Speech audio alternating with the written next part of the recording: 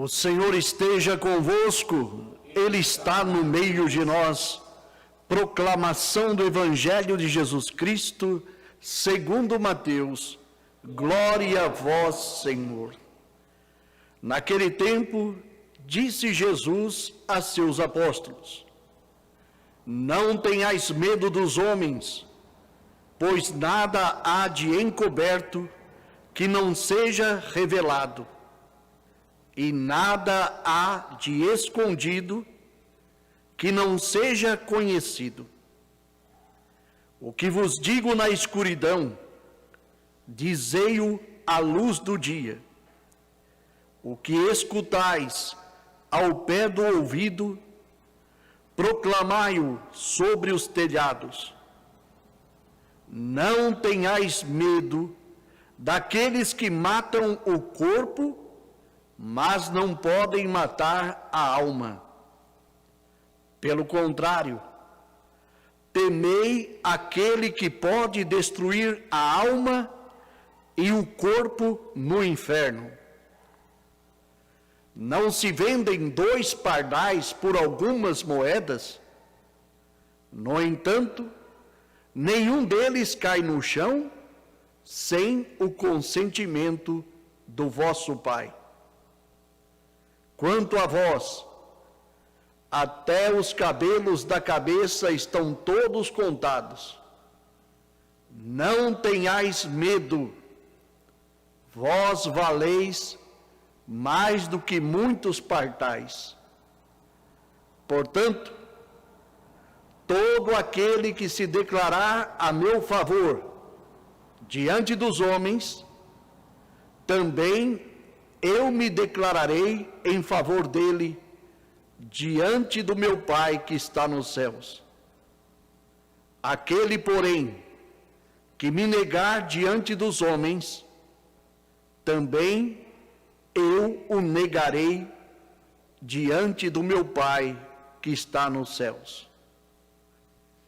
Palavra da salvação.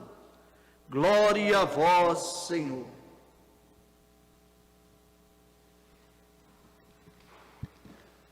Que a palavra do Santo Evangelho perdoe sempre os nossos pecados. Amém. Queridos irmãos e irmãs, nós nos encontramos para rezarmos o 12º domingo deste tempo comum. Domingo este que a Igreja nos convida a ter perseverança, a ter coragem, a acreditar. Desde o começo dessas transmissões das missas online, como estamos fazendo, sempre professei essa verdade, acreditar. O ser humano não pode deixar de confiar, de acreditar, de colocar toda a sua existência na existência de Deus. Essa é a ação importante. E a liturgia de hoje fala bastante sobre esta realidade, desse acreditar no sentido de não temer. Às vezes a gente fala que ter medo, às vezes é bom ter medo de uma coisa ou de outra, A gente escuta sempre falar assim, olha, ter medo um pouco é bom. Eu digo, não ter medo é bom, mas ter prudência é melhor que ter medo.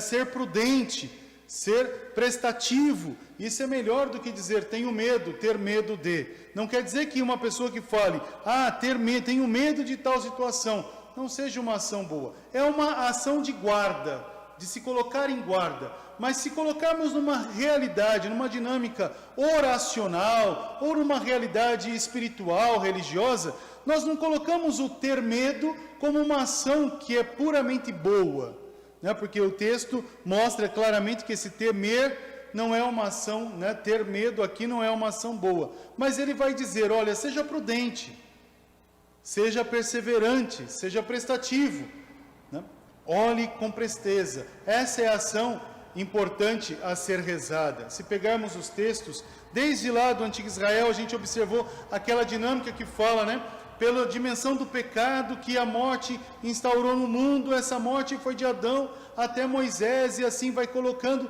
toda a ação. Depois a gente observa que o próprio Senhor conduz a comunidade a fugir dessa realidade de morte, que para o contexto do Antigo Israel é chamado de medo. Então foge do pecado, foge dessa realidade que te coloca na escuridão, que te coloca nas sombras, nas inverdades da existência. E busque aquilo que é verdade. Então, caminhar com Deus. Esta é a ação que o Senhor hoje nos convida a rezar. Veja que interessante, se a gente olhar para essa dinâmica, quando Ele mesmo vai dizer, Ele fala por 3 vezes, não tenhais medo. E uma vez Ele fala de temor, né? Esse temor que também a gente pode colocar, que a gente, quando reza os dons do Espírito Santo, fala o temor, né? Esse temor não quer dizer ter medo de Deus, como uma catequese muito antiga, que a gente sempre vai aprendendo, né? Quando as nossas mães, de forma tão inocente, chegam na igreja, quando a criança faz bagunça, o que ela fala? Não olha, o papai do céu está bravo com você. A criança não cria um laço de amor, cria um laço de medo. Né? Se formos olhar, né, até fala assim, olha, não faça isso, está vendo? Vai pegar você. A criança vai crescendo naquela dinâmica do medo. E depois, quando cresce, fica adolescente, adulto, padre, não sei por que não vai na igreja.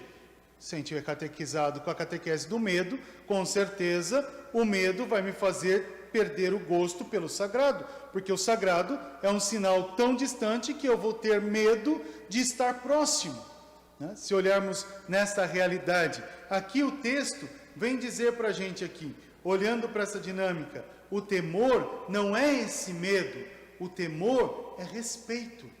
Ter respeito, honraria, né? Ter a verdadeira, né, no caso de Deus, verdadeira adoração. Então, temer a Deus é honrar a presença de Deus, amar a existência de Deus em nós. E não fazer ao contrário para ofender a existência de Deus que está na nossa vida pelo batismo. Olha que ação profunda que a gente recebe dessa palavra. E quando ele fala não temer ali no texto, ele está falando aos apóstolos. O que são os apóstolos? Testemunhas. O que são eles? Também discípulos. Foram escolhidos por Jesus. Jesus os amou na totalidade. Jesus os enviou para fazer um pequeno estágio. Vocês vão, 2 em 2, vai lá, proclama, cura, salva, liberta. E eles vão, mas eles voltam com a resposta dessa missão. Olha, não gostaram da gente, algumas pessoas nos caluniaram, outros se afastaram de nós, outros começaram a blasfemar. Aí ele fala, olha, não tenha medo dessas coisas, porque na vida sempre vai acontecer ações boas e ações más. Deus faz nascer o sol sobre justos e injustos, quer dizer, Deus dá o necessário para que a gente viva bem. Agora, o que ele fala? Não ter medo quer dizer não ficar preso nessas realidades de escuridão que vai nos impedir, melhor dizendo, de anunciar o reino dele às nações.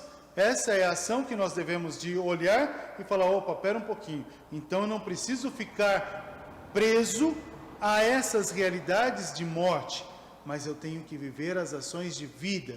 Aí aquelas frases que sempre uso nas missas. Quando Deus ocupa o primeiro lugar, é a alegria que domina. A alegria só entra no coração do homem se ele tira de si tudo aquilo que é tristeza, desolação, trevas, sombras, né? A ordem que decresce, que tira a vida. Se eu colocar Deus, que é a certeza da minha existência, eu serei feliz. Olha que coisa bonita que Deus nos dá hoje. Então, meus irmãos, a gente tem que olhar para a nossa vida e fazer que nem aquele cântico, que a gente sempre faz na igreja, que às vezes as pessoas mais colocam esse cântico numa ação de velório do que numa ação de celebrativa. Não quer dizer que o velório não seja celebrativo, é celebrativo, mas as pessoas associam determinadas músicas a determinadas realidades. Mas veja a profundeza dessas palavras. Se as águas do mar da vida quiserem te afogar, se as ações dessa vida quiserem te sufocar, o que tu tem que fazer? Segura na mão de Deus e vai. Segura na mão do Senhor e caminha. Tenha coragem, não tenha medo. Por mais turbulento que possa ser teu mar, por mais triste que possa ser a tua vida, por mais provações que o mundo possa te oferecer, se você tem Deus, você caminha. Se você tira Deus e coloca Deus de lado, você se afoga nas suas próprias neuras, nos seus próprios problemas. Não quer dizer que tendo Deus conosco, os problemas saem de uma maneira mágica, não é isso. O Senhor nos ajuda a caminhar. Coloca as tuas mãos na mão do teu Senhor. Já dizia outro canto, né? Põe tua mão na mão do teu Senhor que acalma o mar. Né?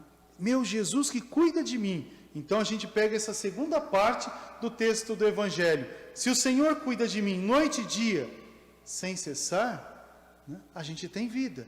Veja que interessante no final do Evangelho, o que o Senhor fala?